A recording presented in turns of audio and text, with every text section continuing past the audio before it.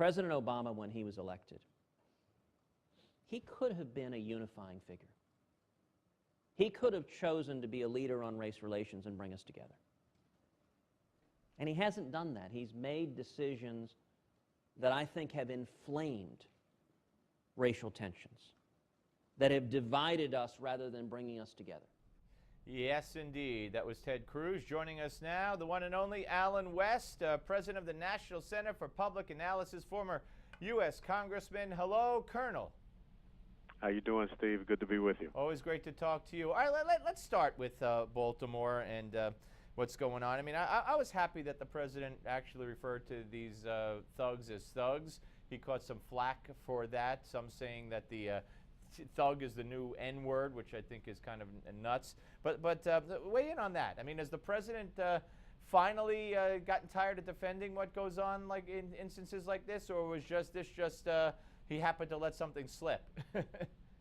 Well, I don't know if he happened to let something slip. I think that it is a correct characterization of what you saw in this mobocracy and lawlessness and thuggery that we continue to see. But I think really there has to be a time when we start talking about the real, symptoms and the real sources of what we have seen happen in these inner cities, which is the lack of a quality education, which is the breakdown of the family in the inner city, and then also it is the lack of small business growth, development, and entrepreneurship, so that we have people that are working instead of people that are looting.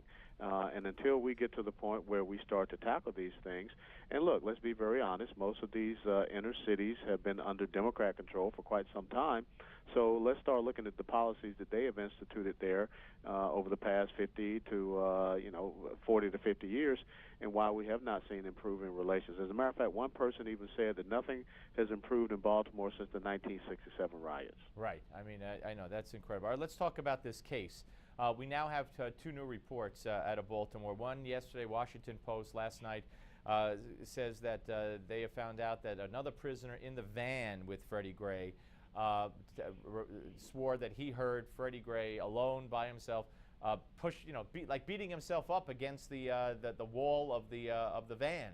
Now that would seem to be consistent with what WJLA-TV, ABC TV in Baltimore is reporting today, that the medical examiner found that Gray's injury was caused when he slammed into the back of the police transport van, apparently breaking his neck, and a head injury that he sustained had an imprint of a bolt, the same bolt that is inside the van. So, I mean, I don't know. I mean, to me as a layman, it's inconceivable that someone could break their own neck, but this is what the medical examiner reportedly found. Well, it's amazing. Once again, people rush to judgment before we get the facts through a medical examiner report. We had the exact same thing happen in Ferguson. And I think, again, it could end up being a very embarrassing situation for a lot of people in the media, and also for the folks that took to the streets and destroyed their own community in Baltimore. We've got to have, leadership that, does not say that we need to give people space to destroy. We need to have people allow the system to work through, and that therefore we can get to the truth. Who knows? Maybe the toxicology report would show that he had some type of drugs in his system that caused him to act erratically and behave in such a manner. So we need to start having leadership that gets people to calm down. We need to make sure that these inner city environments are focused on not going out and rioting and destroying, but more so trying to create better opportunities for themselves. But, the whole story has yet to be told, and it seems like there's going to be some very conflicting information coming out based upon what the initial reports were. And you could only hope, although it seems doubtful, that if that is the case, then that the community will accept it. We still have protests that say hands up, don't shoot, as if that was never specifically disproven by the Justice Department's own investigation. Let's move on, though, to international issues. And what Iran is doing in the Straits of Hormuz is very frightening. I mean, boarding ships and having a presence there. And now we find out that the U.S. Navy is going to accompany U.S. flagships in the Persian Gulf. But when we first sent our ships there to Yemen to counteract Iran sending their ships there, we were told that they were going to confront Iranian ships. Then the State Department said, no, that was wrong reporting. We're just there to, I guess, sightsee. I don't know, but they were, no conflict. But now, you know, Iran boarding ships and seizing ships. What's the limit? Well, this is very disconcerting, and this is why we should not be sitting at a negotiating table with Iran, because nothing about their behavior has changed. The fact that they boarded a Marshall Islands flagship, which is under a security arrangement agreement with the United States of America. They were a territory of America until 1986. They did that in international waters. They fired over the bow of this ship. They forced the ship to go into Iranian waters.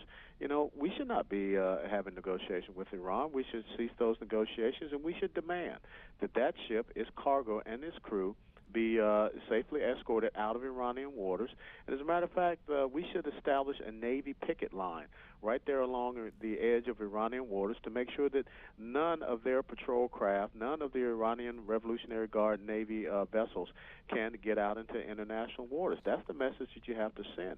And then furthermore, we should immediately demand that the hostages that they have, the 3 Americans, Saeed Abedini, Amir Hekmati, who is a Marine, and then the journalist from the Washington Post, and then also we have the American that disappeared in Iran, they should be returned.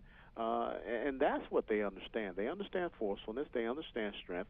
But right now, if we continue to sit at the table with Iran after what they have done, then that shows that we are appeasing the most abhorrent of behavior. And that's what this president does best, whether it's you know, Cuba or Iran or Venezuela, hugging Hugo Chavez, whatever.